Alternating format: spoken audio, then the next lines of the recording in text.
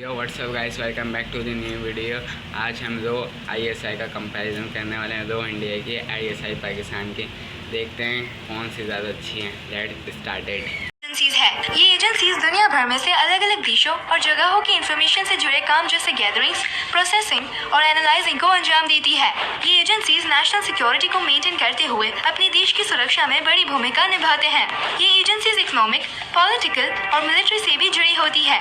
दोस्तों, हमारे देश में इंटेलिजेंस एजेंसी के तौर पर रॉ की स्थापना की गई है, यानी रिसर्च एंड एनालिसिस विंग। वहीं हमारे पड़ोसी देश पाकिस्तान में इंटर सर्विसेज इंटेलिजेंस यानी ISI है। तो अब एक कॉमन सवाल ये है कि आखिर इन दोनों एजेंसीज में क्या फर्क है, कौन बेहतर है या किसका काम करने का तरीका कितना अलग है। तो आज के इस वीडियो में हम इन्हीं दो इंटेलिजेंस एजेंसीज को कंपेयर करेंगे, यानी रॉ वर्सेस ISI। हालांकि हर देश अपनी इंटेलिजेंस एजेंसीज के इन्फॉर्मेशन एंड डिटेल्स को छुपा कर रखता है और बहुत थोड़ी सी इन्फॉर्मेशन पब्लिक को जानकारी के लिए दी जाती है। पर हम इन थोड़ी सी इन्फॉर्मेशन और एक्सपर्ट्स के द्वारा लगाए अनुमान और डाटा रिकॉर्ड्स के दम पर इस कंपैरिजन को करेंगे। इस वीडियो में हम employees, annual budget, foundation, operations and methods जैसे सारे पॉइंट्स को कंपेयर करेंगे। तो मेरे साथ वीडियो के आखिर तक जरूर बने रहिए। मैं हूं आपकी होस्ट और दोस्त नताशा और आप देख रहे हैं India top facts. Number 1, formation. ISI का फॉर्मेशन जनवरी 1, 1948 यानी आज से 73 ईयर्स पहले हुआ था।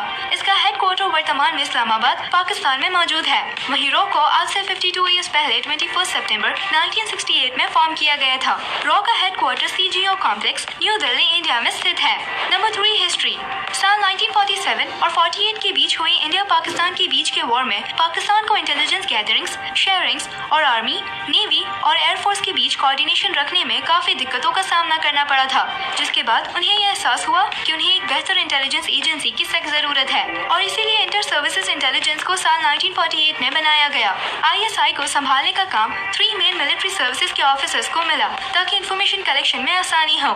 इस एजेंसी के पीछे मेजर जनरल सर रॉबर्ट कॉथम और कर्नल शाहिद हामिद का दिमाग था। शुरुआत में ISI के कलेक्शन ऑफ इंटरनल इंटेलिजेंस में कोई बड़ा रोल नहीं था, पर नावल कमांडर सैयद मोहम्मद एहसान ने इस एजेंसी को बेहतर बनाने का काम बखूबी किया, जहां इन्होंने इस एजेंसी को तराश कर कई तरीकों से बेहतर बनाया और इस एजेंसी का असल मकसद मेंटेनेंस ऑफ नेशनल सिक्योरिटी बन गया।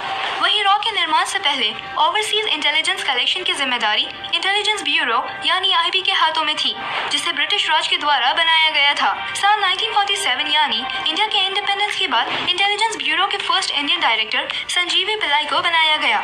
इंदिरा गांधी एडमिनिस्ट्रेशन ने यह निर्णय सुनाया कि उन्हें एक full fledge second security service की जरूरत है। उस वक्त इंटेलिजेंस ब्यूरो के डिप्यूटी डायरेक्टर RN काउ ने नई एजेंसी के लिए ब्लूप्रिंट सबमिट की, जिसके बाद काउ को इंडिया की first foreign intelligence agency raw का चीफ बनाया गया। रॉ की शुरुआत $280,000 के बजट और 250 एम्प्लॉयज के साथ हुई थी।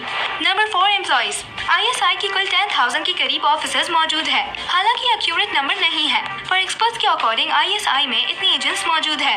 वहीं बात करें रॉ की, तो एस्टिमेट्स के अनुसार रॉ के पास 8,000 फील्ड एजेंट्स हैं जो दुनिया भर में फैले हैं। Number 5, recruitment and training. Civilians और आर्म फोर्स के मेंबर्स दोनों ISI को ज्वाइन कर सकते हैं। सिविलियंस के रिक्रूटमेंट का जिम्मा फेडरल पब्लिक सर्विसेज कमीशन यानी FPSC के हाथों में है। FPSC कई तरह के एग्जामिनेशंस कंडक्ट करती है, जिसमें वो कैंडिडेट की नॉलेज पर रखती है। इसमें करंट अफेयर्स, इंग्लिश और एनालिटिकल एबिलिटीज पर जोर दिया जाता है। रिजल्ट की बेसिस पर FPSC कैंडिडेट्स को शॉर्टलिस्ट करती है और इस लिस्ट को ISI तक पहुंचाया जाता है, जो इनिशियल बैकग्राउंड चेक्स कंडक्ट करती है। सिलेक्टेड कैंडिडेट्स को इंटरव्यू के लिए इनवाइट किया जाता है। इस इंटरव्यू को ज्वाइंट कमेटी के द्वारा कंडक्ट किया जाता है, जिसमें FPSC और ISI के ऑफिशियल्स होते हैं। इस इंटरव्यू में सिलेक्टेड लोगों की 6 मंथ्स की ट्रेनिंग के लिए डिफेंस सर्विस इंटेलिजेंस एकेडमी यानी DSIA में भेजा जाता है, जिसके बाद इन ऑफिसर्स को डिफरेंट सेक्शंस में ओपन सोर्सेज इंफॉर्मेशन के लिए ट्रांसफर किया जाता है, जहां वो 5 ईयर्स सर्व करते हैं, जिसके बाद ये ऑफिसर्स ISI की टीम का ऑफिशियल और इम्पोर्टेंट हिस्सा बन जाते हैं और इन्हें सेंसिटिव जॉब्स दी जाती है। ISI की ट्रेनिंग में उन्हें self defence, fighting skills, intelligence mission करने की स्किल्स एंड सर्वाइवल हर चीज सिखाई जाती है। इनके काम करने का तरीका थोड़ा आक्रामक होता है। वहीं रॉ ज्वाइन करने के लिए 12th या डिग्री कॉलेज के बाद कोई डायरेक्ट रिक्रूटमेंट का ऑप्शन नहीं है, पर ऐसे कैंडिडेट्स को चुनता है जो UPSC एग्जाम्स क्लियर कर चुके हैं और IFS, IAS और IPS एक्सेट्रा बन चुके हैं। कैंडिडेट्स का रेप्यूटेड यूनिवर्सिटी से गुड एजुकेशन प्रोसेस करना जरूरी है और साथ ही रॉ में शामिल होने के लिए किसी एक फॉरेन लैंग्वेज पर बेहतरीन कमांड होना भी अनिवार्य है, जैसे चाइनीज, इंग्लिश, स्पेनिश वगैरह वगैरह। इन फॉरेन लैंग्वेजेस में कम से कम एक लैंग्वेज पर बेहतरीन कमांड होना जरूरी है। इस बेसिक ट्रेनिंग के बाद कैंडिडेट्स को फील्ड इंटेलिजेंस ब्यूरो यानी FIB के साथ जोड़ा जाता है। यहाँ कैंडिडेट्स को 1.5 ईयर से 2 ईयर्स की एडवांस ट्रेनिंग दी जाती है, जहाँ इन्हें इंटेलिजेंस ऑपरेशंस की स्किल्स सिखाई जाती है, जिसमें इन्हें हर जरूरी चीजों का ज्ञान दिया जाता है। कैसे मिशन करना है, तरीका क्या होता है और अगर पकड़े गए तो इंट्रोगेशन कैसे फेस करना है। इनकी बेहतरीन फील्ड ट्रेनिंग होती है।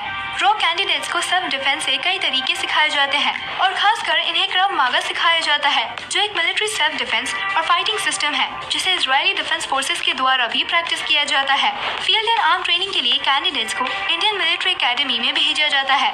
इंटेलिजेंस, शार्पनेस और self defence and fighting techniques के साथ एक रॉ ऑफिसर या एजेंट टेक्नोलॉजी की जबरदस्त समझ रखता है।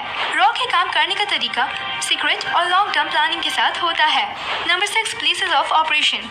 ISI ने कई जगह पर इंटेलिजेंस मिशंस को अंजाम दिया, जैसे Afghanistan, Bosnia, India, Libya, Iran, Iraq, France, United kingdom और यूनाइटेड स्टेट्स भी।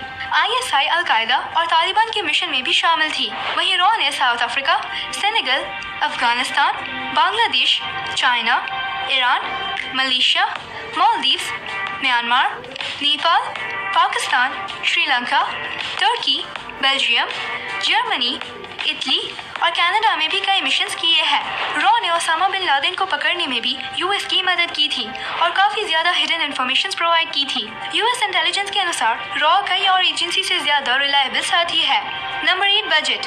ISI का एनुअल बजट 300 से 600 मिलियन डॉलर्स के बीच एस्टिमेटेड है। वहीं रॉ का एनुअल बजट एक्सपर्ट्स के द्वारा 300 से 400 मिलियन डॉलर्स तक एस्टिमेटेड किया गया है। पर सच तो ये है कि इन दोनों एजेंसीज के एनुअल बजट क्लासिफाइड है, यानी पब्लिकली बताए नहीं गए हैं, इसीलिए ज्यादा भी हो सकते हैं या कम भी हो सकते हैं। तो दोस्तों, आप अगला वीडियो कौन से टॉपिक पर देखना चाहते हैं, हमें कमेंट कर जरूर बताएं। वीडियो पसंद यो गाइस, मुझे तो वीडियो बहुत ज़्यादा अच्छी लगी। अगर आपको अच्छी लगी हो कमेंट में लाजमी बताना। जाते जाते चैनल को सब्सक्राइब कर देना और वीडियो को लाइक कर देगा। Thank you.